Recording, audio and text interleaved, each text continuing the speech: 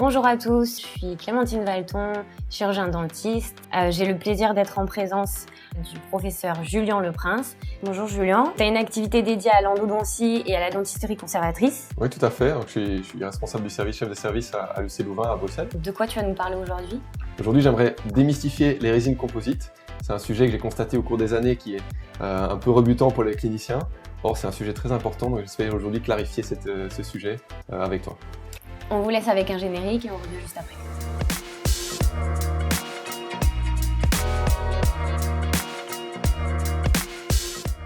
Pourquoi la démystification des composites? Il me semble que clairement, les cliniciens peuvent se retrouver complètement perdus au cabinet avec plein de matériaux, ils ne savent pas quoi choisir. Et j'ai constaté ça au quotidien dans mes présentations, dans mes cours. Et donc l'idée, c'est de clarifier ça et de permettre à chacun de choisir ses matériaux en les comprenant mieux. Mais c'est vrai qu'en tant que chirurgien dentiste, c'est pas toujours facile de faire un choix parmi tout ce qui nous est proposé en fait. Non, c'est clair, quand tu regardes la liste de ces matériaux sur le site d'un grand fournisseur, tu as plus de 3000 lignes qui concernent les résines composites. Donc c'est clair qu'on peut facilement être perdu et pas savoir vraiment quoi choisir et comment les utiliser. Et en plus, il y a des nouveautés chaque année. Ouais, ça c'est le truc marrant, c'est que quand tu es en congrès, tu vas dans l'expo et tu vois le nouveau truc qui vient de sortir et tout, et ça me fait chaque fois marrer parce que je trouve qu'il y a un fond, j'aime bien avec une aurore boréale comme ça, tu sais pas pourquoi c'est là, et puis tu as le nouveau composite Wonderful avec un super nom, puis après l'année d'après tu reviens, c'est le numéro 2, et puis après tu as le plus, puis le GPX Extra et je ne sais pas quoi, et on sait pas exactement qu'est-ce qui lie une première version à une autre. Ouais. Et donc ça, je trouve que c'est important de pouvoir le clarifier de manière à ce que chacun s'y retrouve. Est-ce que c'est vraiment une nouvelle évolution ou c'est juste une version bêta supplémentaire sans vraiment de gros progrès, quoi. Et donc je reçois en fait régulièrement au travers de mon activité des questions de collègues, de confrères, de consoeurs qui me disent tiens, qu'est-ce que tu recommandes, comment tu choisis ça, etc.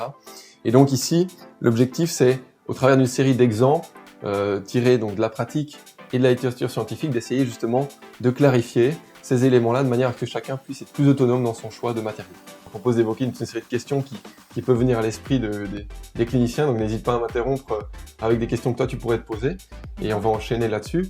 Une question qui me revient, que moi j'aime bien poser en tant que conférencier, c'est de dire quel est le pourcentage de cas de votre pratique quotidienne dans laquelle vous utilisez des résines composites. Et ça, c'est assez marrant de voir que globalement, tu as entre 50 et 100% des omnipraticiens, 100% de leurs cas quotidiens, ça utilise des résines composites. Même les spécialistes en orthodontie, en paro, vont avoir recours à ces matériaux.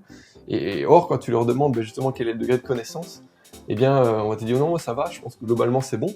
Mais quand tu commences à creuser un peu, tu vois que c'est pas toujours facile. Et je pense que ces zones d'ombre, elles vont compliquer le choix du matériau et parfois vont le faire utiliser dans des conditions qui ne devraient pas forcément l'être. Donc ça, c'est important à mon sens d'avoir une meilleure connaissance de ces matériaux. Et du coup, comment orienter notre choix?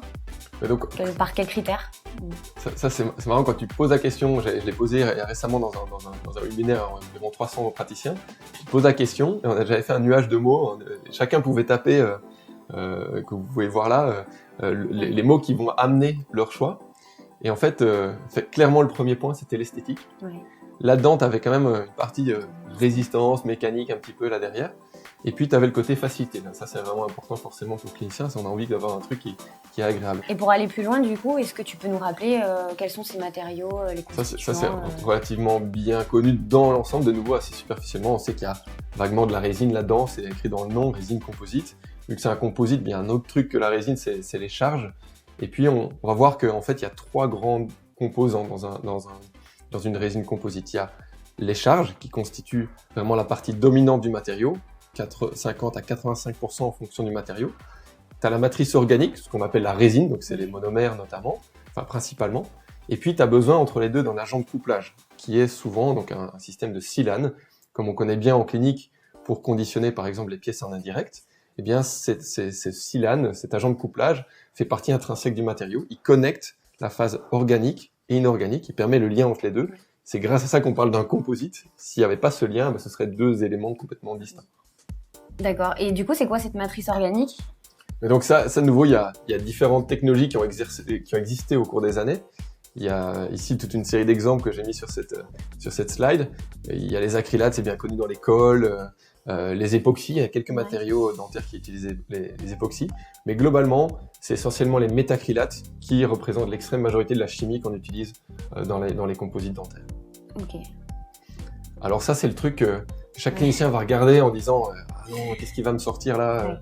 Il me sort des formules chimiques. Justement, c'est ce que j'aime bien faire, c'est d'essayer de simplifier et de dire « Tiens, quel est le point commun de ces différentes formules ?» Eh bien, je t'ai mis en évidence en gris, c'est les groupes chimiques métacryliques. Et tu vois qu'on retrouve ça sur toutes les molécules. Oui. Alors, on en retrouve deux de part et d'autre. Parce que de part et d'autre, il y en a deux, donc c'est des dimétacrylates. La majorité des monomères qu'on utilise, c'est des dimétacrylates, sauf un, le petit dernier en bas à droite, c'est un monométacrylate, on en reparlera tout à l'heure quand on parlera des adhésifs. Donc ça, c'est la base commune de tous les composites. Tous les compos dentaires qui sont sur le marché, de manière sans exception. Donc ça, c'est un point commun. Qu'est-ce qu'on a comme différence? C'est la partie centrale.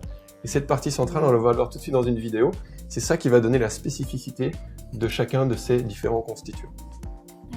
Alors pour simplifier l'histoire aujourd'hui, pour pas que ce soit compliqué, on va essayer de se réduire à deux principaux monomères, le bis-GMA et le TEC-DMA, et d'essayer de se dire, voilà, imaginons que tous les matériaux sont basés là-dessus pour mieux comprendre. Il y a ces deux éléments-là, et évidemment dans un compo, il y a aussi des photoinitiateurs. Ok. Alors ce qui est assez marrant, c'est que ça représente, comme tu vois, c'est moins d'1% de la masse de ces matériaux-là, c'est mineur. C'est tout petit, mais par contre, c'est hyper important, c'est ça qui va déclencher la prise et donc qui va leur donner les propriétés cliniques qu'on connaît et qui sont avantageuses. Alors comme tu le vois, il y a CQ, c'est la camphorquinone, donc c'est cette poudre jaune qu'on retrouve dans, je dirais, 95% des matériaux, même 99% des matériaux disponibles sur le marché. Qui nécessite un co-initiateur qui est une amine, et puis tu as d'autres photoinitiateurs qui sont alternatifs, qui existent dans certains composants, dans certains matériaux commerciaux, mais malheureusement c'est méconnu, donc qui fait que parfois les gens ne savent pas qu'il y a un autre. Et tu vois cette différence de teinte, tu as du très jaune et tu as du très blanc, ce qui explique pourquoi on a commencé à utiliser le deuxième, parce que dans les teintes extrêmement claires, les bleach ou les teintes émail très claires, on n'arrivait pas à mettre de la camphorquinone et à atteindre cette teinte super claire. Donc on a dû aller vers d'autres photoinitiateurs. D'accord. Qui sont plus les TPO du coup. Qui sont le TPO, qui existent dans une certaine proportion de ces matériaux plutôt de teinte très claire. Alors on l'a dit tout à l'heure, l'autre gros composant de ces composites, c'est les charges. Donc les charges, c'est quoi? C'est deux grandes catégories, si on caricature de nouveau. C'est des microparticules de verre, donc c'est en gros du verre concassé, qu'on met dans de la résine, et des nanoparticules de silice. Tu vois, il y a une différence de morphologie. Le verre, on dirait vraiment qu'on a brisé. Exactement. Et les nanoparticules de silice, elles sont produites de manière un peu, on appelle ça bottom-up. Elles sont créées, générées en laboratoire. Elles ont une forme tout à fait régulière et plus parfaite. Et que de l'autre côté, on voit que c'est concassé. Et donc ici, en fait, j'ai constaté aussi que pour le clinicien, il y a une certaine abstraction en disant ouais, il y a des nanocharges, des microcharges, des photoinitiateurs, etc. C'est un peu abstrait. Et donc, pour rendre ça un peu plus accessible, on vous a préparé une petite vidéo au labo pour vous montrer exactement comment ça se passe, la fabrication d'un composite de A à Z. Alors, on y va, c'est parti, c'est avec cette vidéo. On va voir qu'on commence toujours. Donc, on travaille dans des petits pots ici, c'est pas à l'échelle industrielle, c'est à l'échelle locale, c'est du fait maison. On travaille avec ces pipettes et on va produire petit à petit. On va commencer par la résine. Ça, ce que vous voyez là, c'est le bis-GMA, donc c'est une résine que tu vois un peu comme c'est très visqueux, c'est comme du miel un petit peu qui sort du frigo. On va mettre ça dans le fond du pot et on va doser la résine sur base de cette résine plus visqueuse qui est la plus difficile à utiliser. Donc on met ça dans le fond, on va peser et puis ensuite on va ajouter la proportion qu'on veut des monomères de bas poids moléculaires qui sont plus faciles à utiliser, qui ont une consistance, comme tu vas le voir ici, beaucoup plus liquide. Donc ça, c'est le TEC-DMA, qui a une viscosité très faible, c'est comme de l'eau, qu'on peut le pipeter, et on va l'ajouter au premier monomère. Comme vous avez vu, le bis-GMA, c'est juste pas possible de mettre des charges là-dedans, c'est trop visqueux, c'est pas utilisable. Et donc le fait de mélanger avec le TEC-DMA, ça permet d'obtenir une consistance intermédiaire, dans laquelle on va pouvoir ajouter les charges dans un deuxième temps. Donc là, on accélère, on mélange jusqu'à obtention d'une consistance qui nous plaît. Et donc ça, de nouveau, les fabricants, ils vont gérer le ratio entre les deux en fonction du type de matériau qu'ils veulent produire. Si on veut produire un adhésif, si on veut produire un flow, si on veut produire un composite hautement chargé. Une fois qu'on a ça, on va ajouter la petite poudre de perlimpinpin qui est le photoinitiateur. Ah oui. Comme je l'ai dit tantôt, c'est juste 1% du poids, moins d'1%, c'est vraiment minuscule. Tu vois, c'est le fond de cette petite flapule. Donc on voit cette couleur jaune caractéristique de la camphorquinone qui va là-dedans. On mélange et on va ajouter le deuxième composant. Dans ce cas-là, non, c'est le co-initiateur, donc l'amine, qui est nécessaire à la camphorquinone pour générer les radicaux libres qui va déclencher la polymérisation. Donc ça, c'est le système classique. Ensuite, voilà les charges qu'on retrouve. Donc ça se présente sous forme d'une poudre blanche. Comme on veut le voir ici, on va commencer par les nanocharges, donc les plus petites, qu'on va ajouter. Tu vas voir, c'est assez marrant parce qu'on voit que la résine, elle disparaît complètement. C'est là que tu vois déjà que malgré ça, c'est que 10% du poids. Et pourtant, déjà, tu vois qu'on voit pratiquement plus la résine. Ensuite, on va utiliser une machine, un appareil qui s'appelle le speed mixer. C'est un nom commercial ça va tourner dans un sens et le pot va tourner également dans l'autre. Donc, on va mettre plusieurs jets sur le compo qui va du coup très efficacement être malaxé pour obtenir une consistance homogène. On le sort de la machine. Comme tu vas voir, c'est une consistance ici crémeuse un petit peu. Déjà beaucoup plus proche de ce qu'on a l'habitude de voir en tant que clinicien. Là-dedans, il y a juste 10% de charge, de nanocharge en l'occurrence.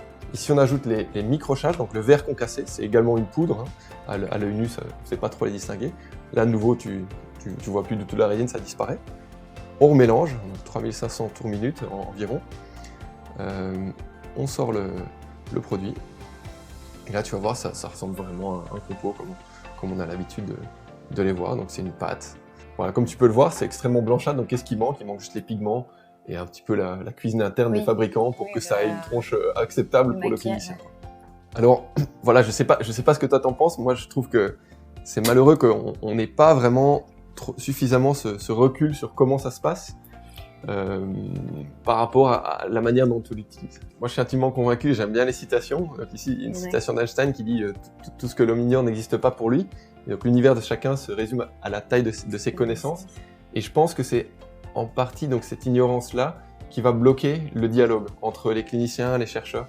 Plus on augmente collectivement nos connaissances, et plus on va pouvoir dialoguer. C'est ce que j'ai vécu dans mes recherches, c'est d'être confronté à des chercheurs, des polyméristes, et d'apprendre à parler leur langue. Je trouve que ça, c'est vraiment ce qui nous aide.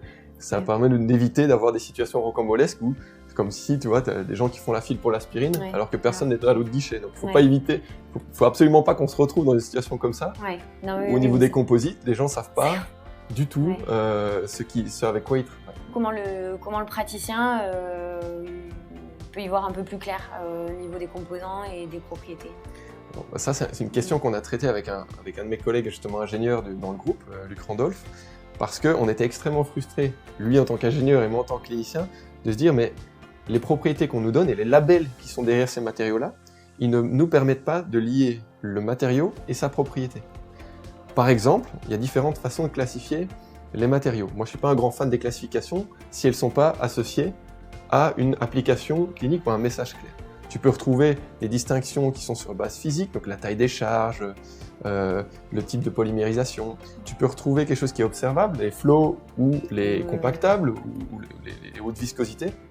Et tu peux retrouver des classifications sur base de l'application. C'est un antérieur, c'est un postérieur, c'est un universel, c'est un bulk, c'est un esthétique. Donc on va essayer tout à l'heure de passer en revue tout ça. Mais ce qui est clair, c'est que moi, je retrouve sur le marché, et en tant qu'étudiant, j'ai été confronté, je pense que toi aussi, à toutes ces classifications, les micro-hybrides, les mini, les machins. On était complètement perdus, quoi. Voilà, et quand on apprenait les viscosités, flow, bulk, et on essayait au maximum de simplifier, de justement chercher des recettes. Mais donc, ce que tu évoques, c'est des trucs de clinique. On cherche à se raccrocher à une propriété clinique qu'on peut appliquer dans notre pratique. Or, moi, ma frustration, c'est quand je vois ça et quand on étudiait ça, c'est quel est l'impact d'un microfil ou d'un micro-hybride ou sur la manière dont on va l'utiliser. Quand tu regardes la ligne du temps, on est passé de ces macros vers des nanochargés, et actuellement, c'est assez marrant et on va simplifier tout de suite, tous les matériaux sont des nano-hybrides, c'est-à-dire qu'ils combinent les différentes technologies de charge qu'on a vues jusqu'ici à leur propre intérêt pour générer des matériaux en fonction de leurs indications. Et donc, à mon sens, ça ne sert plus à rien de se taper la tête au mur en disant lesquels on utilise. On va tous utiliser des nano-hybrides. Pourquoi? Essentiellement pour l'état de surface. tous les matériaux actuels doivent contenir des nanocharges. Sinon, à l'état non poli, on a la restauration de gauche, et à l'état poli, on a la restauration de droite. Ça, c'est entre autres, principalement grâce à la présence de nanocharges qui nous permet d'avoir un état de surface de qualité. Et ça s'explique par le fait, si on schématise grossièrement, si tu n'as que des charges de grosse taille, quand on les arrache, tu vas avoir une surface qui est rugueuse, qui va donc diffracter la lumière, et donc tu vas avoir quelque chose, un rendu au niveau de ton œil de très très mat, un peu comme les mailles mordancées.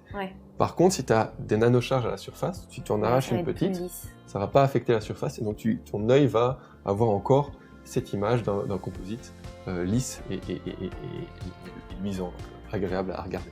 Et donc on va essayer de virer cette classification-là pour l'instant, parce qu'elle n'est pas prédictive des propriétés, donc pas utile pour le clinicien. On va considérer qu'on a tous dans nos cabinets d'un nanohybride. Et donc pour toi, quel est le lien entre le contenu en charge et les propriétés mécaniques? Alors effectivement, donc pour moi, pour le coup, ça c'est vraiment très important. En tant que chercheur au labo, on s'est penché sur la question de tiens, quel est le lien entre les charges et les propriétés? Comment est-ce qu'un clinicien peut s'aider de cette variable-là pour choisir son matériau? Alors je vous propose de nouveau une petite vidéo de ce qu'on fait vraiment au labo quand on teste un matériau. On prépare des petites barrettes. Ici 2 exemples, j'ai aucun intérêt avec l'un ou l'autre de ces matériaux. Mais choisis pour exemple un matériau extrêmement chargé qui est le grand DO de chez Voco et un matériau beaucoup moins chargé qui est un bulle-fil, le SDR de chez Dentsply. On met dans un système de test qui s'appelle la flexion 3 points, donc tu as 2 statifs et un point qui va pousser dessus.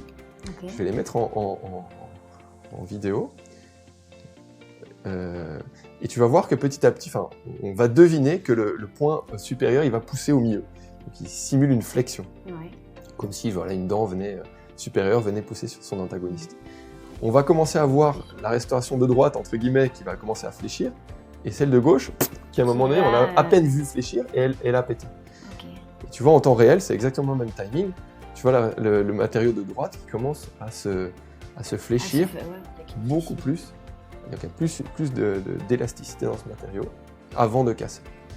Donc je vais t'arrêter la vidéo au moment où ça casse. Au moment où ça casse, tu vois que celui de gauche, il n'y a pratiquement pas de flexion. Celui de droite, c'est beaucoup plus fléchi. Alors ça, c'est une caractéristique très importante du matériau qui s'appelle le module d'élasticité. Ce module d'élasticité, ici représenté sur l'axe des Y vertical, il est directement lié à ce contenu en charge. Alors, pour indication, ça c'est important de lier au tissu qu'on remplace. Ce qu'on essaye de faire en tant que clinicien, c'est au maximum de remplacer les tissus par quelque chose qui leur ressemble. On parle souvent de biomimétique, on parle trop souvent de ça au niveau plutôt esthétique, mais au niveau mécanique, c'est vraiment important.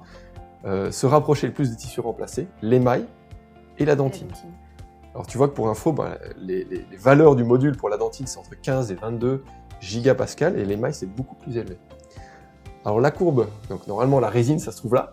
Tu vois, raison pour laquelle on met des charges dans un matériau, parce que si on n'a que la résine, c'est vraiment très très bas au niveau du module, ça n'a rien à voir avec la dentine. Et si on met des charges, ça c'est la courbe théorique. Si on n'a que des charges, plus on en met, et plus on se rapproche de l'émail.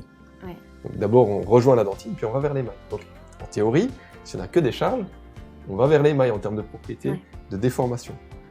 Le problème, ça je te mets donc les différents compos commerciaux qu'on a testés, ils se mettent sur cette courbe théorique, mais ils n'arrivent pas à dépasser la dentine. Donc l'émail, c'est juste impossible d'aller jusque-là, parce qu'on ne peut pas mettre assez de charge pour atteindre, parce qu'on n'arrive pas à avoir quelque chose qui est suffisamment utilisable après. Il y a une limite à l'intégration des charges dans un matériau. Et donc, comme tu le vois, les meilleurs matériaux sur le marché atteignent à peine donc, le module de la dentine. Ça, c'est vraiment très important. Il y en a qui sont beaucoup, beaucoup plus bas. Et donc, nous, dans une classification, dans un article qu'on a publié, justement, ce qu'on propose pour simplifier les classifications que je t'ai données avant, c'est de dire, en gros, plus on met des charges dans un matériau, et plus on augmente son module élastique, et donc plus on se rapproche des propriétés du tissu remplacé, à savoir, en l'occurrence, ici, la dentine.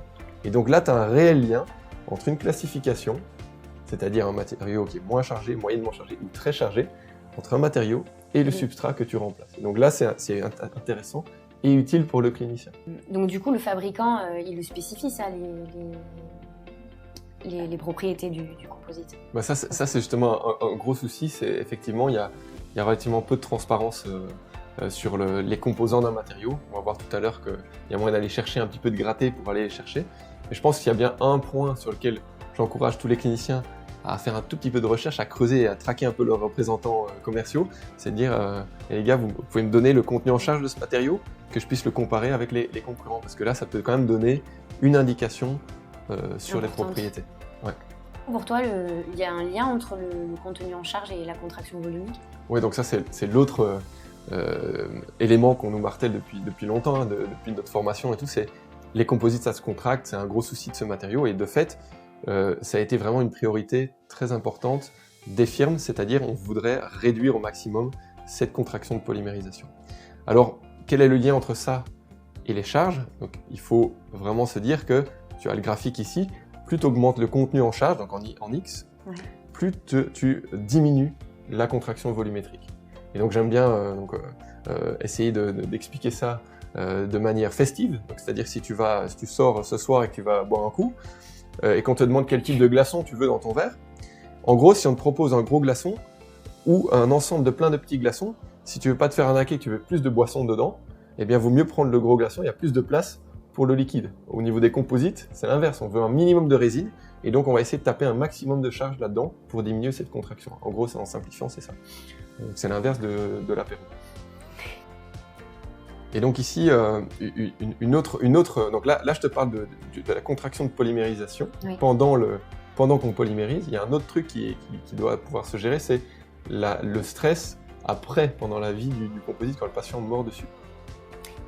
Quel est le lien du coup entre l'élasticité et la contraction, avec le stress Oui, donc les trois notions, je comprends, il y a souvent des confusions entre les différents éléments. Donc, le module, on l'a dit, c'est la manière dont le matériau se déforme sous contrainte.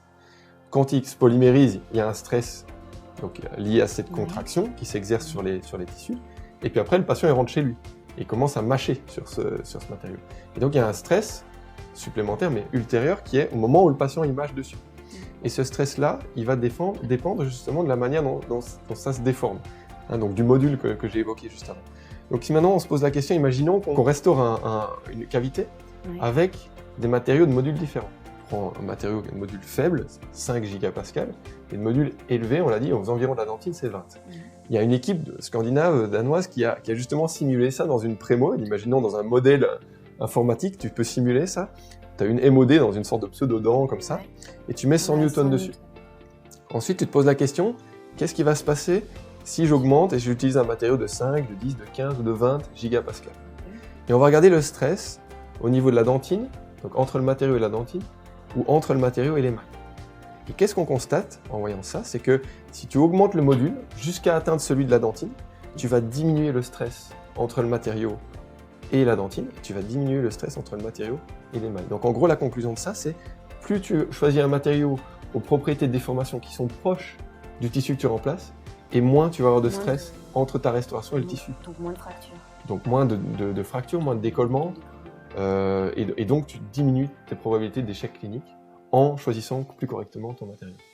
Alors du coup, parfois justement, c'est très conceptuel, on se dit « ouais mais c'est bien ce que tu me racontes, mais il faut te croire avec des simulations, etc. » Et nous, en clinique, on parle souvent du gap, des interfaces qui se passent, qui se créent plutôt entre un matériau et la dentine et l'émail. Et donc de nouveau, une équipe scandinave a réalisé ce travail-là en disant « tiens, j'utilise 3 matériaux qui ont un module d'élasticité différent, comme tu vois, donc c'est environ 7, environ 10 et environ 17. Donc ils simulent un peu la situation dont on vient de parler.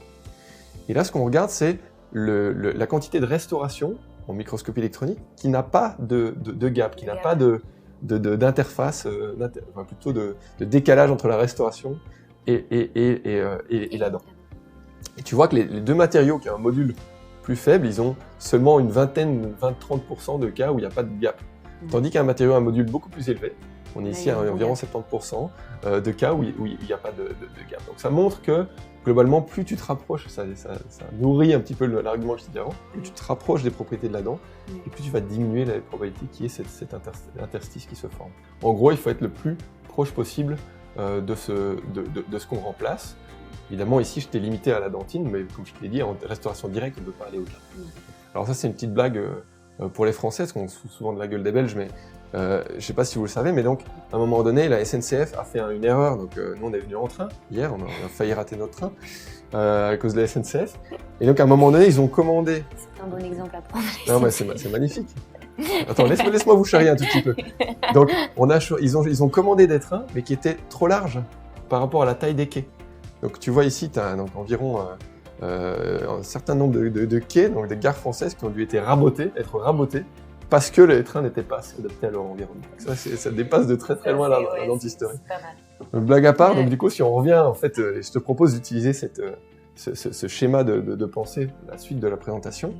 Si on revient à nos 3 constituants principaux, donc en gros, pour créer des composites les plus performants possibles, on va essayer d'augmenter autant que possible, au maximum, les charges. En faisant comment? On va réduire leur taille, on va modifier leur forme, on va optimiser leur distribution, comme le schéma un peu théorique là. On va essayer de remplir, comme quand tu fais ta terrasse, tu as d'abord des gros gravats, et puis tu mets du gravier, et puis tu mets du sable. Et petit à petit, ben voilà, il y aura moins d'espace entre ces différentes particules. On va essayer donc du coup, par ce faire, de diminuer la matrice, pour diminuer la contraction, améliorer les propriétés biologiques de ces matériaux, et créer ce qu'on appelle un composite le plus optimal possible. Alors le composite, il n'y a pas qu'un seul compo. Ça c'est le compo le plus chargé, mais en tant que clinicienne, tu sais très bien qu'on utilise plein de diversités de résines compositées. Donc on va essayer de passer un petit peu en revue tout ça ensemble. Quelle est la différence entre un compo conventionnel hautement chargé, dont on vient de parler, un fluide, un bulk, un compo esthétique, une colle, enfin tout ça, allant jusqu'au bloc et aux adhésifs pour montrer que on peut simplifier la manière dont on produit un compo et améliorer la compréhension du clinicien pour passer de l'un à l'autre. Alors, je te propose de commencer par les fluides, de deux façons en fait. Soit on diminue les charges inorganiques, et voilà, c'est un exemple d'un matériau qui a été produit sur ce mode-là, donc le Gradia de chez GC, on a diminué la quantité de charge en augmentant la matrice. Donc ça, c'est logique, comme tu dis, on augmente la résine, et on diminue la quantité de charge, et on crée un fluide. Et une autre façon de faire, c'est de maintenir la quantité de charge inorganique égale. C'est le cas de la technologie du grand Dioflow. On maintient plus ou moins la même quantité de charge, mais du coup, qu'est-ce qu'on va faire? On va modifier le ratio entre les monomères visqueux et le monomère non visqueux. Donc on va augmenter la quantité de monomère qui est liquide, que vous avez vu sur la vidéo, par exemple le TECDM. Et là, on a une autre façon de créer un composite fluide. Ça me fait une belle jambe de savoir ça. Ça change pas ma pratique ici. Je vois dans ton regard que tu te dis, mais ça a un impact sur la manière dont on va travailler.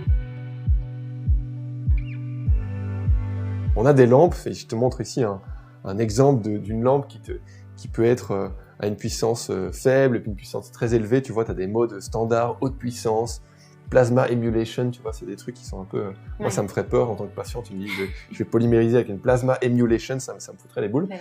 Mais du coup, ici, en fait, t'imagines, tu as cette lampe-là, et tu dis, est-ce que ça va avoir un impact sur la manière dont on polymérise? Si on utilise le mode de très haute puissance, donc le mode plasma, 3000 mW, c'est ce qu'on a envie de faire, puisque tu vois, c'est 3 secondes, on a envie de faire ça, que ça allait vite. Oui. Est-ce que ça a le même impact sur la qualité de polymérisation? On a testé ça avec des collègues anglais dans un travail de recherche.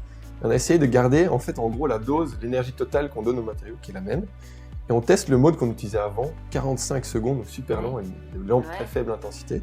Puis on garde la même intensité, tu vois, c'est toujours la même chose, le produit des deux, c'est toujours la même chose, la même énergie.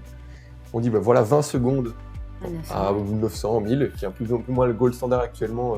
Si vous voulez vous simplifier la vie, vous prenez une lampe à 1000 mW, vous polymérez chaque couche à 20 secondes, ça c'est une bonne ligne de directrice. Et puis alors, on va essayer de diminuer le temps, on augmente encore la puissance, on va jusqu'à 3000, et voilà, 6 secondes. Est-ce que ça a le même impact sur la manière de produire un composite que je viens de t'évoquer?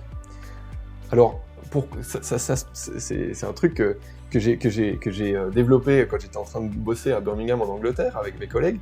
Tu sais, en Angleterre, on bouffe pas très bien. Ouais. Et moi, je bouffais ce genre de truc. Et sur la pochette, donc il y a que les fous furieux comme moi qui regardent ça. C'est est-ce qu'on réchauffe des nouilles à très haute puissance en temps court, ou alors est-ce qu'on doit diminuer l'intensité du micro-ondes et de laisser un temps long? Pour les nouilles, j'en sais rien, mais pour les compos, j'ai pas mal bossé dessus. Et donc, en gros, on a essayé de mesurer ça, l'efficacité de la polymérisation en fonction du mode. Donc, on appelle ça en polymérisation la conversion. Ouais. Donc, c'est le passage de monomère en polymère, et on mesure ça en pourcent. Plus ça va vers 100%, plus c'est converti de manière qualitative. Alors, tu vois les 5 différents modes, donc 1, 2, 3, 4, 5, pour les 2 matériaux dont je t'ai parlé. Et en fonction des modes, peu importe le mode qu'on utilise, pour les matériaux pâteux, donc hautement chargés, on n'a pas de différence d'impact du mode. Par contre, si on passe sur les fluides, tu vas voir que le matériau qui est produit avec une quantité de charge constante, mais on met plus de monomères diluants, on va avoir une chute du degré de conversion avec des hautes puissances. Donc en fait, ça va être néfaste à la qualité de la polymérisation. Du coup, en tant que clinicien, je te recommande d'aller vers des temps, comme je te disais, le mode par exemple 2, où là, en gros, on ne peut pas se permettre d'adapter toujours notre temps, et d'ailleurs on ne le sait pas, à nos matériaux. Et donc la meilleure ligne directrice, c'est de ne pas diminuer ce temps en augmentant la puissance de manière outrancière, c'est d'aller vers une puissance d'environ 1000, avec un temps d'environ 20 secondes, et là c'est plus ou moins adaptable à tout ce qui est sur le marché de manière qualitative en tout cas. Ok, et du coup, comment on sait que la puissance de la lampe est toujours la même au fil du temps? Ouais, c'est une bonne question par rapport au... Parce que même ça se dégrade aussi, enfin, je sais pas si les lampes... C'était le cas avec les lampes halogènes. Avant, on devait vraiment checker que l'ampoule vieillissait, donc tu avais une chute de la puissance. Maintenant, avec les lampes LED, normalement, c'est stable, c'est tout ou rien en fait. Ça c'est allumé, ça ne fonctionne plus. Et donc, il faut que la batterie soit full. Mais sinon, globalement, ce qu'il faut faire, c'est se poser cette question à l'achat de la lampe, de valider que ta lampe, elle fait bien 1000 mW par centimètre carré. Et là, t'es bon, t'es OK pour la pratique de tous les jours, quoi. Ok. Donc ça, c'est une image un petit peu pour te schématiser de nouveau ce lien entre la classification et les propriétés d'un matériau. De nouveau, tu peux pas avoir ça entre la manière dont on produit un flow, puisque tu as vu que ça va changer la propriété. Et c'est pas quelque chose qui est facilement accessible comme info aux cliniciens, donc je pense qu'il faut pas l'utiliser.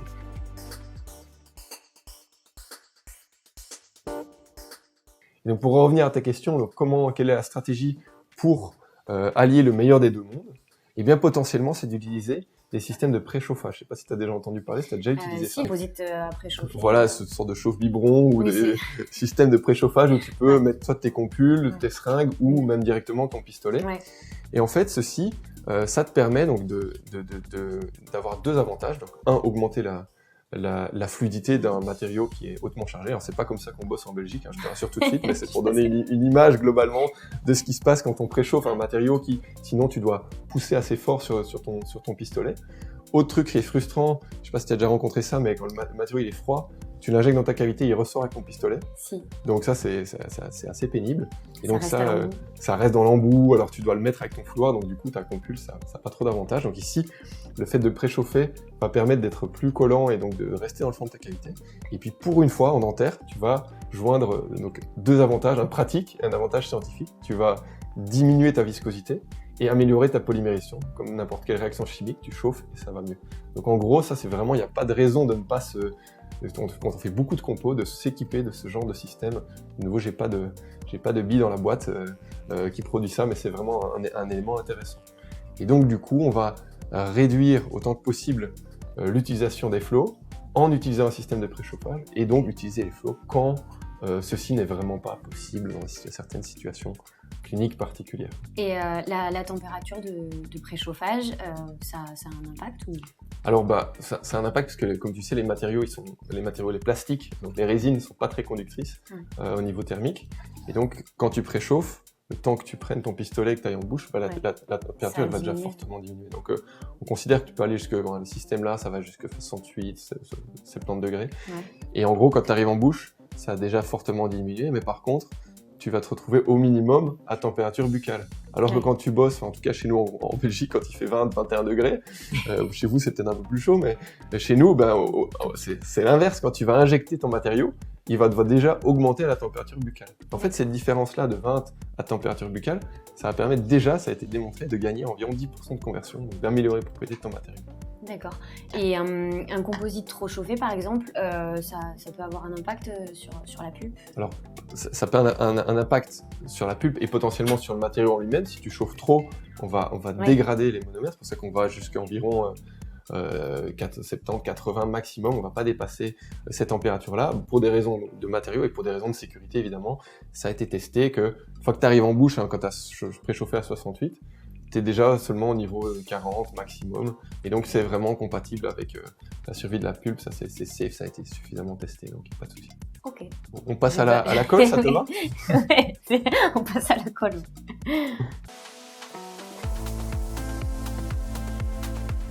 Donc la colle, c'est aussi un truc dans les présentations où j'ai constaté qu'il y a une sorte de confusion, à savoir, ok, c'est pas un composite, c'est autre chose, c'est une colle. Alors de nouveau, ça amène à des perturbations de la manière dont les gens considèrent ce matériau-là. De nouveau, tu peux facilement comprendre, en regardant un petit peu la composition de ces matériaux, comment on passe d'un composite à une colle. Donc ici, je prends l'exemple du composite fluide qu'on vient de décrire. Et de voir comment, donc dans une marque particulière, donc ici Tetric EvoFlow, et la colle de la même marque. Alors, un petit truc justement, comment on disait tout à l'heure, c'est compliqué de savoir ce que les fabricants mettent dans leur matériaux. Et en tant que clinicien, on se dit, mais qu'est-ce qu'ils m'ont mis là-dedans? C'est un peu une boîte noire là-dedans. Alors, une proposition, c'est de regarder sur Internet, donc vous tapez dans votre moteur de recherche, le Material Safety Data Sheet, donc le MSDS. Alors ça c'est quoi? C'est un document que les firmes sont obligées de publier parce que là-dedans, tu as des données de sécurité par rapport aux produits qu'ils utilisent dans leur matériau. Tu vois, il y a des petits logos, attention dangereux pour la santé, mais ça vient d'un matériau dentaire, mais il y en a beaucoup. Donc ça dépend de la manière dont on l'utilise, mais plus ou moins biocompatible. Alors là, tu vas chercher ces tableaux qui sont absolument imbuvables, je suis d'accord avec toi, je vois ton scepticisme là-dessus tout de suite. Et donc, là-dessus, il y a moyen de nouveau, par rapport à tout ce qu'on vient de décrire jusqu'ici, de faciliter la compréhension. Tu vas regarder là-dedans et on va retrouver exactement les composants qu'on a vus tout à l'heure. Le premier tableau sur le haut, c'est la composition du composite fluide. Et en dessous, tu as les deux compositions donc des deux produits de la colle, donc le catalyseur et la base. Et on va essayer rapidement, si tu veux bien, de comparer les compositions de l'un et de l'autre. Le premier qu'on va retrouver, qui va être exactement le même, c'est le bis-GMA, c'est-à-dire les monomères de haute viscosité qu'on a vu dans la vidéo. On le retrouve dans le compo fluide, dans la base de la colle et dans le catalyseur. Donc tu vois, c'est la même chose. Deuxième élément, on retrouve de l'UDMA, donc c'est un autre monomère qu'on va retrouver là, là et là, dans les trois. Pareil. On retrouve donc l'iterbium trifluoride, c'est quoi? C'est une charge. C'est une charge qu'on retrouve là, qu'on retrouve là, qu'on retrouve là. De nouveau, même chose dans les trois composants. Donc ça, tu vois, ça simplifie déjà les choses. En gros, c'est trois compartiments qui contiennent plus ou moins la même chose. Et puis on retrouve, là c'est des diméthacrylates un petit peu différents, mais on va le retrouver également ça dans une certaine mesure, avec un peu de cuisine différente, pour moduler quoi? La viscosité. On retrouve ça également dans les trois. Tu vois, c'est assez simple. Et puis il va rester, ce que je te mets en rouge là, la grosse différence, donc le diphénylphosphine oxide, c'est quoi la formule chimique de la TPO qu'on a évoquée dans tout. Et donc on va retrouver, si tu veux, si on schématise, si on revient à notre schéma de base, tout de suite, donc, comment on passe d'une colle, d'un composite fluide à une colle, qu'est-ce qu'on va faire? On va garder plus ou moins la même charge inorganique, on va garder plus ou moins la même matrice, à peu de choses près, on va rajouter simplement un initiateur chimique, on l'a vu dans le compo fluide, c'est un photoinitiateur, et dans l'autre, c'est un initiateur chimique qui va permettre la prise spontanée, donc sans apport de lumière. Et donc c'est les grosses différences, et ce qui explique que tes matériaux sont en deux composants, puisque si on les mélange, ils prennent. C'est la seule grosse différence entre les deux, donc ça permet en fait de démystifier un peu ce qu'est une colle en réalité. Donc du coup maintenant on passe au composite bulk.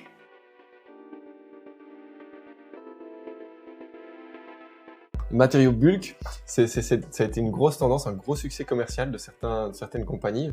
Alors je redéfinis ce que c'est ces matériaux-là. Donc c'est des composites qui sont soit fluides, soit plus récemment également de haute viscosité, mais qui se polymérisent en couches épaisses. Et donc le bulk en anglais, c'est le volume, la masse du matériau. Et l'idée c'est de réduire la pénibilité de cette stratification en gagnant en fait en épaisseur de polymérisation. Alors on va essayer de voir un petit peu ensemble comment ils ont pu, ces fabricants, améliorer cette propriété, puisque ça fait quand même des années qu'on nous dit il faut stratifier, il faut mettre du 2 mm par 2 mm. Des couches, Et tout d'un coup, ça débarque et on nous dit tu peux faire 4 ou 5 mm.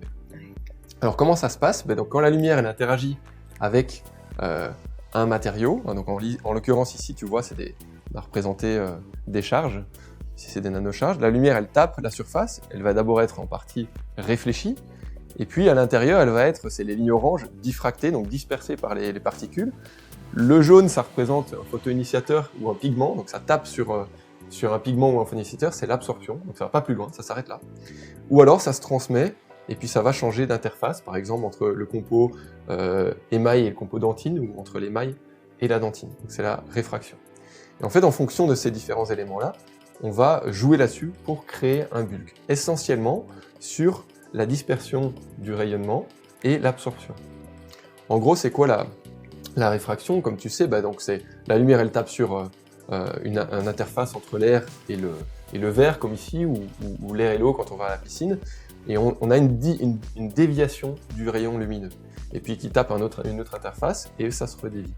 Et en fait, les fabricants ont joué sur la différence, donc justement, de déviation de la lumière à l'interface entre la résine et les charges. Ici, je te propose une situation où tu as donc, ce qu'on appelle l'indice de réfraction, qui mesure justement dans un matériau la vitesse à laquelle la lumière va le traverser. Et s'il y a une grosse différence, tu as une déviation, et donc on voit la limite. Donc, première situation, tu prends un barreau de verre, tu le tapes dans l'eau, on le voit très bien, mais on voit que le barreau, on dirait qu'il est plié. Parce que justement, tu as une transition de la lumière. Deuxième situation, tu mets de l'eau et tu mets une huile, où tu vas en fait avoir le même indice de réfraction entre l'huile et le verre. Le barreau il disparaît dans l'huile et il réapparaît dans l'eau en dessous. Et si tu mets l'entièreté dans l'huile, on ne voit pas du tout le barreau. Et donc en gros, si tu modifies cet indice de réfraction là, à ton avantage dans les matériaux, eh bien tu vas avoir une lumière qui passe plus droit et donc plus en profondeur dans le matériau. Donc tu vas pouvoir augmenter la profondeur de polymérisation. Donc ça c'est un des éléments avec lesquels les fabricants jouent pour améliorer la profondeur de polymérisation. La deuxième manière de travailler, également, je parlais d'absorption, c'est de modifier le photoinitiateur. On va changer par exemple sa concentration. Si on diminue sa concentration, ça va être moins absorbé, et donc la lumière va plus loin. Et puis on va combiner avec d'autres photoinitiateurs, comme on a évoqué tout à l'heure, pour travailler dans différentes longueurs d'onde et également donc avoir une meilleure pénétration de la lumière. C'est un peu en gros comme ça qu'on modifie, qu'on crée un composite bulk. Donc on va optimiser l'indice de réfraction, donc changer la matrice organique essentiellement. Les monomères ils vont plus ou moins rester pareils. On va diminuer la quantité de charge pour diminuer ce dont on a parlé tout à l'heure, la contraction. Parce que c'est l'autre gros problème, c'est pas uniquement la profondeur, on stratifie parce qu'on veut pas qu'il y ait trop de stress. Et donc pour ne pas qu'il y ait trop de stress, on va également, les fabricants ajoutent des monomères qu'on appelle plastifiants pour rendre le matériau moins stressant, moins dommageable aux structures résiduelles. Donc on peut se dire, c'est top cette affaire, on a créé un matériau qui polymérise en profondeur, et on a créé un matériau qui est moins stressant pour les tissus qu'on remplace. Et comme toujours en dentaire, tu sais, on gagne d'un côté, on perd de l'autre. Et donc c'est ce qui s'est passé en créant ces composites bulk, en ajoutant ces monomères plastifiants. On va faire chuter ces propriétés mécaniques, on revient sur le module élastique. Ici, je te propose des propriétés qu'on a publiées dans un article il y a quelques années dans le Journal of Dentistry, où en gros, on compare le module élastique de la dentine à ces différents composites bulk qui sont sur le marché, que tu vois ici en bleu. Le vert, c'est le contrôle d'un composite hautement chargé qui atteint la dentine, et en rouge, c'est un composite fluide. Alors comme tu le vois, tu as une déclinaison de propriétés dans cette catégorie bulk. Tu vas dans des composites qui vont être aux environs de 10 de modules, donc déjà nettement en dessous de la lentille, à des trucs qui sont beaucoup plus faibles. Et donc on peut se poser la question du bien fondé d'utiliser ces matériaux-là en couche épaisse pour remplacer un tissu, alors qu'on est peut-être 3 à 4 fois plus faible en termes de propriétés de déformation. Et c'est vrai que pour coller un onlay, comment ça se passe? En fait, justement, donc ici, c'est une bonne transition par rapport à ces composites bulk. En fait, ça c'est vraiment, ça dépend de la pratique. Tu vois, en Belgique, on fait beaucoup de restauration directe, c'est bien remboursé. En France, c'est plus indirect. Je pense pas que les onlays sont super bien couverts par les codes. Mais imaginons dans un système idéal où on avait le choix entre une grande restauration avec un onlay ou une restauration directe. Évidemment, on va aller vers, et on en reparlera tout à l'heure, vers de l'indirect en termes de propriétés mécaniques. Et donc, on va coller avec soit un composite fluide si l'épaisseur de la pièce est suffisamment faible pour qu'il y ait de la lumière qui passe au travers, ou si tu as besoin donc de l'aspect chimique, ben on va utiliser la colle bicomposante.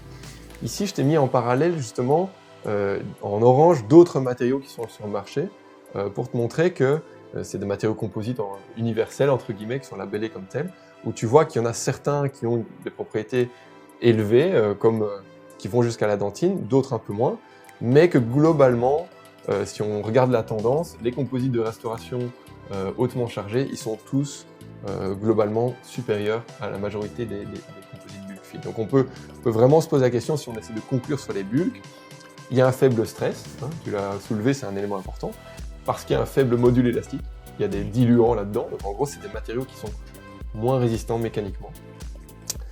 Il y a des faibles propriétés mécaniques, ça c'est un souci, donc on peut se poser la question ici, l'idée n'est pas d'aller vers les études cliniques, on pourra refaire éventuellement une autre présentation sur l'impact clinique que ça peut avoir, et donc clairement en termes purement de propriété, on chute.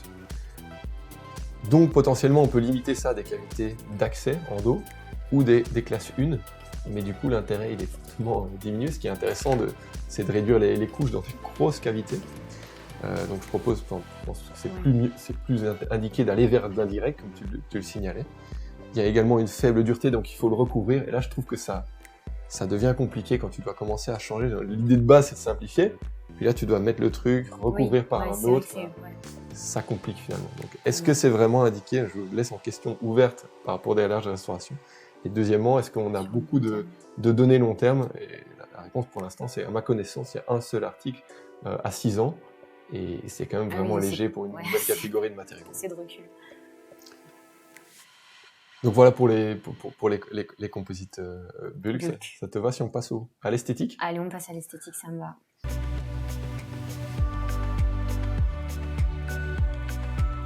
Donc comme on l'a vu tantôt, l'esthétique c'est un point vraiment central dans le choix des matériaux pour les praticiens. C'est un élément qui est évidemment très important, parce que c'est ce que nos patients voient en premier lieu quand ils sortent de chez nous. La mécanique, ils ne le voient pas, ils le voient quelques années après. Et donc je vais essayer de te donner différents exemples de comment on peut créer un matériau, des matériaux labellés esthétiques. Évidemment, esthétique c'est assez large. Donc le premier élément sur lequel on peut revenir, qui va connecter avec ce que je te disais juste avant, c'est ces matériaux, je ne sais pas si tu les connais, c'est Omnichroma, qui sont censés appeler caméléons, qui sont censés se mélanger avec leur environnement, et que tu peux utiliser, donc tu vois, dans une seule teinte qui se match avec toutes les dents, quoi. Alors si tu regardes, donc ces 6 dents-là, c'est des dents du commerce, donc de teinte A1, A2, A1, A3, A4. La première colonne, c'est ce matériau commercial qui s'appelle Omnichroma. Ils ont fraisé une cavité que je te mets maintenant en pointillé. Donc ils ont fraisé une cavité centrale et ils ont restauré avec ce matériau Omnichroma et avec un matériau Filtex Supreme A3. Donc si on revient là-dessus, tu vois que dans le Filtex Supreme A3, on le voit dans le A1 et on le devine dans le A4, c'est pas tout à fait la même teinte. Par contre, l'Omnichroma, on le voit, il se match plutôt pas mal, alors que c'est un seul et même matériau. Alors comment on a produit ce matériau-là? On l'a produit en ajustant l'indice de réfraction. Alors ici, donc c'est un travail de collègues scandinaves où ils ont joué avec ce qu'on a dit tout à l'heure, la proportion de BIS-GMA, de TEC-DMA. Ils n'ont rien changé avec les charges. Ils ont mis 70% en poids de charge, qui ont un indice de réfraction de 1,53. Et ils se sont dit, si on change la proportion des deux monomères, on va pouvoir modifier l'indice de réfraction. Alors, on va essayer d'atteindre le plus proche possible de 1,53. Donc, ils ont identifié que c'est leur formulation G7. Donc, c'est 1,528. Donc, c'est plus ou moins assez proche. Et puis, ils ont pris en comparaison un où on est assez loin, 514. Voilà. Et donc, on reprend nos deux témoins que je te donnais juste avant, et on prend le G1 et le G7. Qu'est-ce que ça donne? Le G1, on va voir justement une distinction entre le matériau et son environnement, parce que l'indice de réfraction est très différent. Par contre, le G7, l'indice de réfraction est pratiquement identique, et c'est pratiquement la même chose que le matériau commercial Omnichroma. Donc, je ne veux pas vendre un peu trop la mèche, mais globalement, il y a fort à parier que c'est un peu comme ça que ça se passe. Enfin, l'intérêt de ça, c'est il faut que pour qu'il se matche à l'environnement, puisque ça transmet ce qu'il y a autour, c'est essentiellement des cavités centrales, parce que si tu fais ça sur une cuspide, ça va être un peu grisonnant. Alors, autre problème dans l'esthétique, justement en parlant d'aspect grisonnant, c'est ce qui se passe en antérieur. En antérieur, on veut remplacer non pas un, mais deux tissus qui ont des propriétés complètement différentes, donc l'émail et la dentine. Si la lumière, normalement, naturellement, elle est déviée différemment à l'interface air-émail et puis émail-dentine. Pour que ce soit naturel, c'est comme ça que ça se passe. Si on a les propriétés optiques de nos matériaux composites, émail et dentine, qui sont les mêmes, la lumière va aller tout droit et on ne va pas avoir de transition et donc ça va être extrêmement moche, ça ne va pas reproduire ce qu'on veut faire. Donc pour faire ça, on va utiliser des charges qu'on appelle prépolymérisées, notamment. Donc on va travailler sur l'indice de réfraction, mais on va aussi utiliser ces charges prépolymérisées, qui sont en gros des compos qu'on polymérise dans l'industrie, on les broie, et puis on les remet dans du compo. Et donc quand la lumière tape ces charges-là, ça disperse de manière très importante.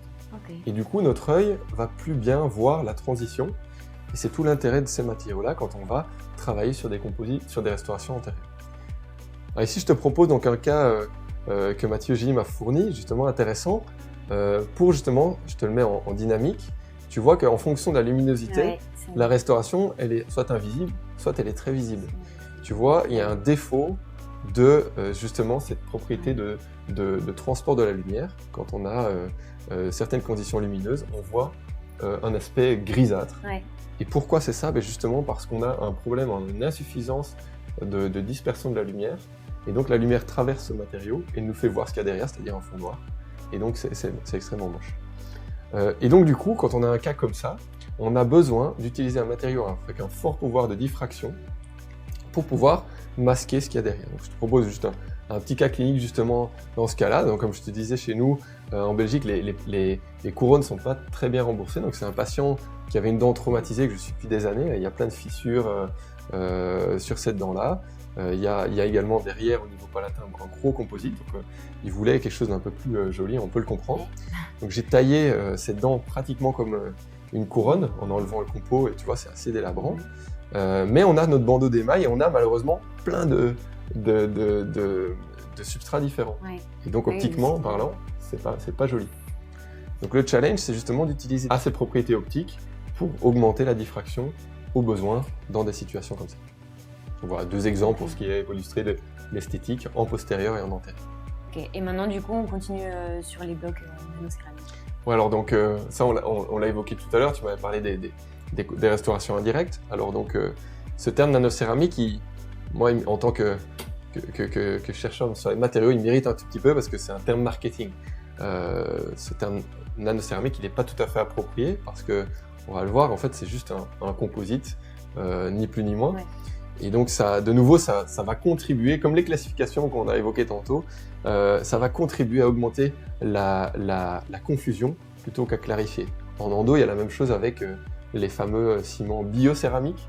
C'est pareil, de nouveau, je ne sais pas pourquoi ces céramiques, ça donne envie d'acheter ces matériaux, mais c'est pas exactement ce que c'est, donc ça donne pas une bonne indication. Alors ces blocs nanocéramiques, c'est ni plus ni moins que des blocs de compo.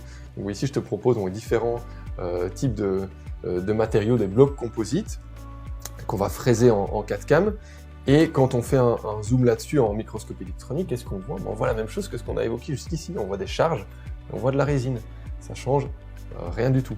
Quand tu regardes de nouveau la composition, qui est bien clarifiée dans l'article des collègues japonais, tu retrouves des monomères, des charges prépolymérisées pour certains, du verre et de la silice. C'est-à-dire ni plus ni moins exactement ce qu'on a raconté jusqu'ici. Donc aucune différence, si ce n'est la manière dont on les produit. Donc qu'est-ce qui va changer par rapport à notre schéma classique qu'on utilise depuis le début? En gros, on va, comme tout à l'heure, utiliser un maximum de charges inorganiques, diminuer la résine, la matrice organique, donc ça change rien. On va juste ajouter le mode de production, puisqu'ici, on n'est pas limité aux conditions buccales, on a la possibilité d'utiliser les conditions de production industrielle. On va augmenter la température et on va augmenter la pression. Qu'est-ce qu'on va faire ce faisant? Donc, je propose un travail qu'on a publié avec ma collègue Chloé Hardy, qui a essayé justement de démontrer de manière didactique ce qui se passe quand on augmente la température d'un composite qu'on utilise au cabinet. Donc les barres bleues, c'est sans chauffage après polymérisation, et les barres oranges, c'est quand on chauffe. Donc tu prends en gros, tu as ton modèle, tu veux t'amuser à faire ton onlay maison parce que ça plaît. Tu le fais, tu le mets au four à 100 degrés, 110 degrés pendant quelques minutes. Et bien qu'est-ce qu'on constate? On va avoir une augmentation du module d'élasticité chaque fois en chauffant. Donc ça, ce qu'on ne peut pas faire en bouche, tu peux le faire hors bouche, on augmente les conditions. Donc les labos, historiquement, ils avaient un four pour post-polymériser les onelets composites. Quand tu regardes par rapport au bloc, donc qui est le Grandio disque ou Grandio bloc, que tu peux comparer avec le Grandio juste avant, hein, c'est la même boîte qui le produit, c'est en gros notre témoin, il n'y a pas de différence au niveau du module. Pourquoi? Parce que comme je t'ai dit, on a atteint les limites du quantité de charge qu'on peut mettre dedans. Donc il n'y a pas et vu que c'est l'élément dominant, il n'y a pas de différence. Donc ça c'est pareil. Par contre, si tu vas sur la résistance en flexion, là on va avoir une grosse différence. Pareil, si tu chauffes, tu augmentes, hein, c'est de manière un peu significative, hein, c'est entre 10 et 20% d'augmentation. Mais si tu passes en bloc, donc en production industrielle, tu vas aller jusqu'à doubler cette résistance. Pourquoi? Eh bien parce que tu vas éliminer tout ce qu'on ajoute nous en tant que cliniciens comme défaut, les bulles, les imperfections, les couches par couche. Donc ça c'est un réel progrès en termes de production, de qualité de production. Et donc si tu penses composite, les blocs qu'on produit en industrie, ils te permettent vraiment de diminuer les défauts et donc d'augmenter cette propriété spécifique qui est la résistance en flexion.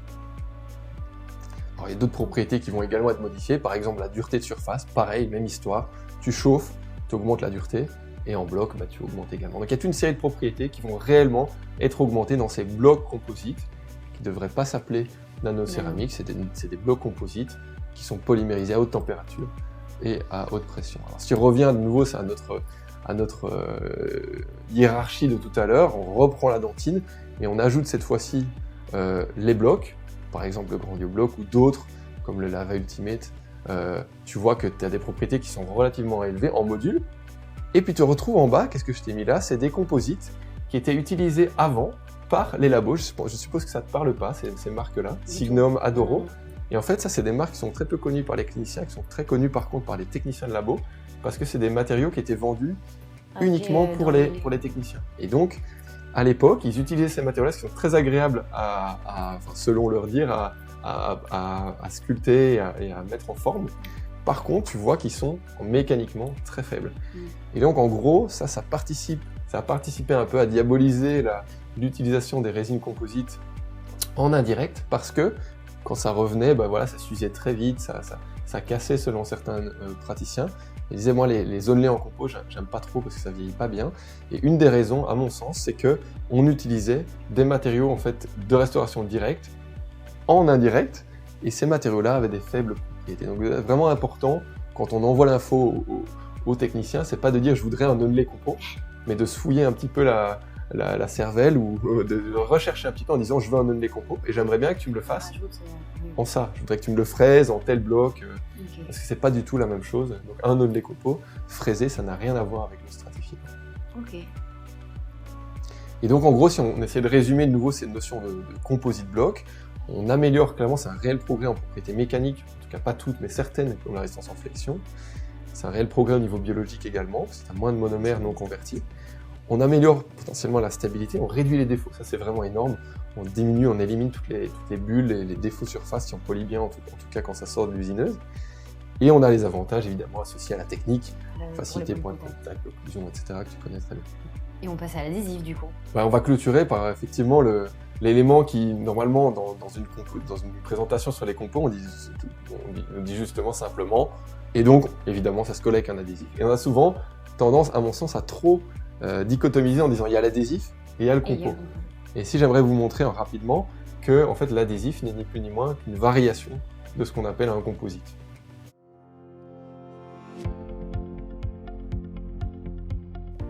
Alors, si on reprend nos fameuses formules du départ, et qu'on essaie de resimplifier la chose, c'est de se dire, tiens, on a l'EMA qui est très fortement ou très fréquemment utilisé dans les adhésifs.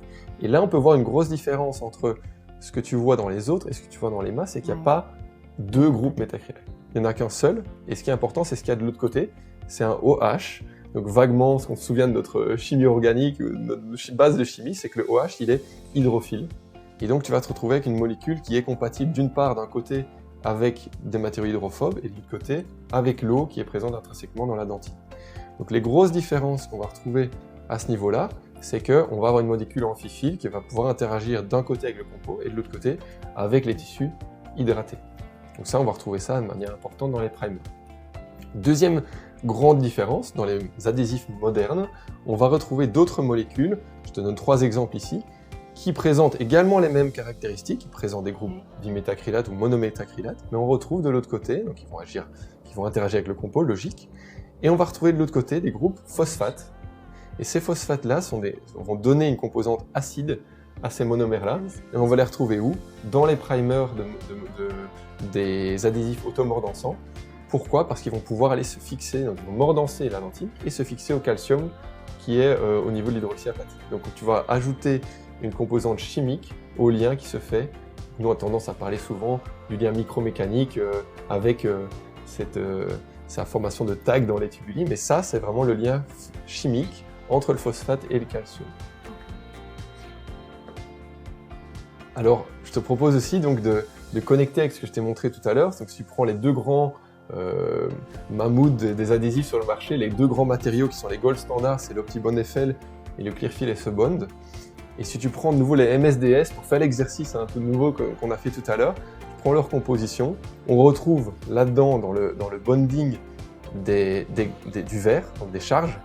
Hein, ça c'est le trifluoride, tu l'as compris, c'est aussi des charges. Ouais. On retrouve également toute une série de méthacrylates, diméthacrylates, de différentes compositions, de différentes consistances. En gros, l'OptiBond FL, la partie bonding, c'est ni plus ni moins qu'en composite fluide. Il y a des charges et il y a des monomères. Dans la partie primer, on retrouve de l'EMA, qu'on a discuté ensemble, et un monomère acide avec ce groupe phosphate. Et puis on retrouve un dernier élément qui est important dans les adhésifs, c'est un solvant. Ce qui va être soit de l'éthanol, soit de l'acétone, soit de l'eau. Alors, autre exemple ici, tu prends de nouveau l'autre système, un système cette fois-ci automordançant. Pareil, on va retrouver des monomères de différents types. On retrouve très peu de charge dans ce système-là. Très peu de charge, il est très peu chargé, alors que l'OptiBond FL est chargé. On en retrouve juste un tout petit peu. Et par contre, on va retrouver de nouveau cette même famille de monomères avec un groupe phosphate, donc le 10-MDP en l'occurrence, qui va se lier au calcium.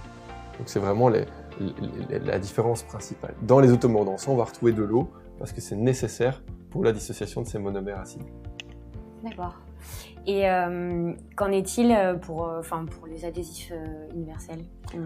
Alors c'est une très bonne question ici. Si on reschématise donc notre schéma classique, on retrouve dans nos adhésifs moins de charge, peu de charge ou alors pas du tout. Dans certains adhésifs comme le Clearfill SE, il y a un peu de nanocharge mais pas grand-chose.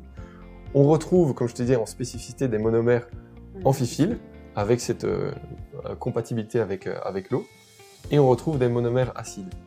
Alors la différence par rapport donc ces adhésifs universels, eh bien c'est que dans l'agent de couplage, on va rajouter en plus de ces monomères acides un agent de silanisation, donc un silane, en espérant, je dis bien, que ça va avoir un effet global et que ça va coller tout sur tout, quoi. Donc en gros, c'est l'espérance. Par contre, pour le silane, malheureusement, ça ne marche pas aussi bien que quand tu silanises par une étape séparée.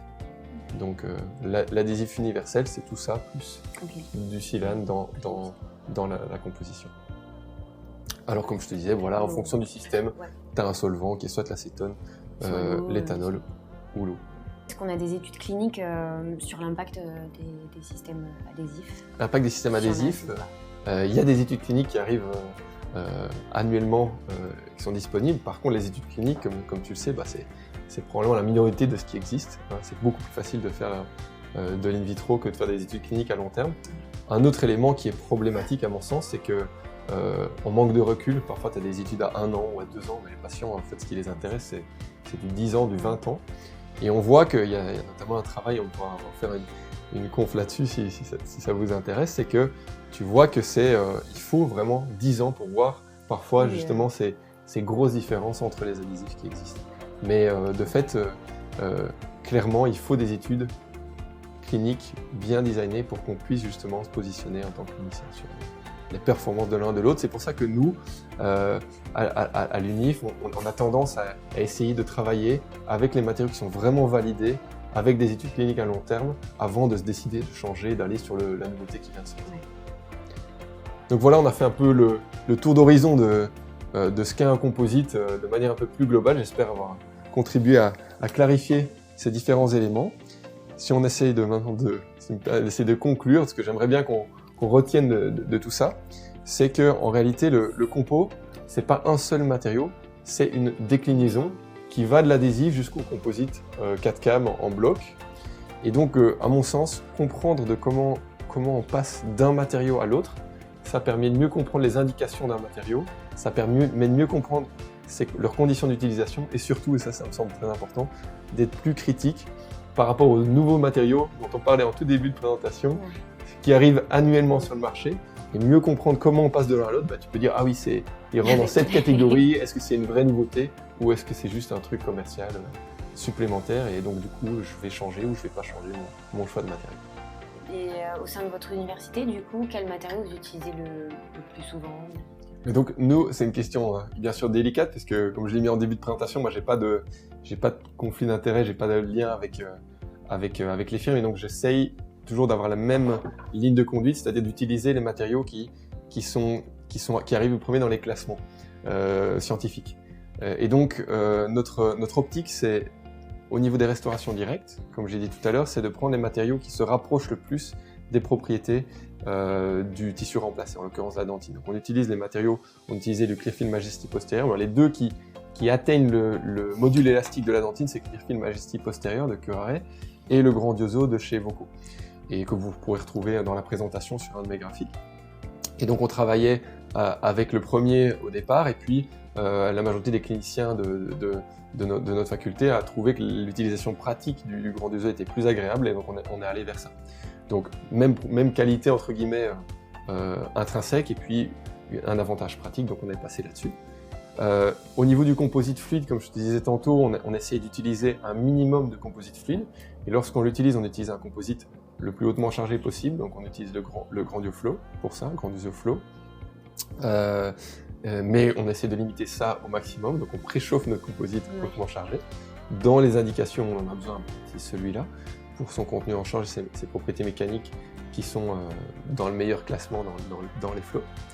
Au niveau adhésif, on utilise vraiment les deux gold standards que j'ai évoqués ici, en système mondansage total, l'Optibond FL, qui est validé depuis des années par de nombreuses équipes.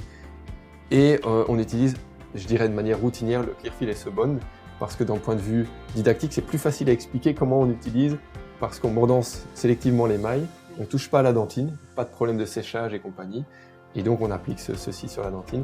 Et ça a été validé vraiment par des superbes études des collègues de l'AKU Leuven en Belgique, et donc on se fie vraiment à ça. Au niveau des blocs, on va on travaille beaucoup avec les blocs composites, parce qu'on trouve que c'est un outil intéressant justement dans l'éducation au niveau des étudiants, parce que les ajustements sont plus faciles à faire, qu'on a une usineuse au sein de l'école dentaire. Et donc on trouve que c'est un bel outil, la céramique étant évidemment un matériau très performant, mais plus délicat par rapport à des praticiens moins expérimentés. Alors tu as vu que j'ai volontairement pas utilisé le terme bulk, puisqu'on ne les utilise pas pour les arguments que je te donnais tout à l'heure. Merci Julien du coup d'être venu sur le plateau de French Tooth à Bordeaux. Du coup, où est-ce qu'on peut te retrouver? Ouais, c'était un plaisir de venir aujourd'hui, donc on aura l'occasion déjà de retrouver dans les vidéos en dessous de ce lien, où vous retrouvez les vidéos de notre groupe. Si le concept vous a plu, ce lien entre la clinique et le scientifique. On aura l'occasion également de se retrouver si ça vous intéresse. Donc je présente cette année à l'ESE, le congrès européen d'Endo à Budapest, et au SIDAE à Bruxelles, donc ça sera un plaisir de vous voir là-bas. Et également, si le concept de notre équipe vous plaît, vous pouvez nous retrouver sur notre page Facebook ou sur notre site internet, qui est en début de présentation, et nous organisons régulièrement des présentations et des workshops de notre côté, donc n'hésitez pas à nous rejoindre en Belgique ou ailleurs, vous êtes les bienvenus. Merci beaucoup Julien, merci à vous, passez une très belle soirée et à très vite.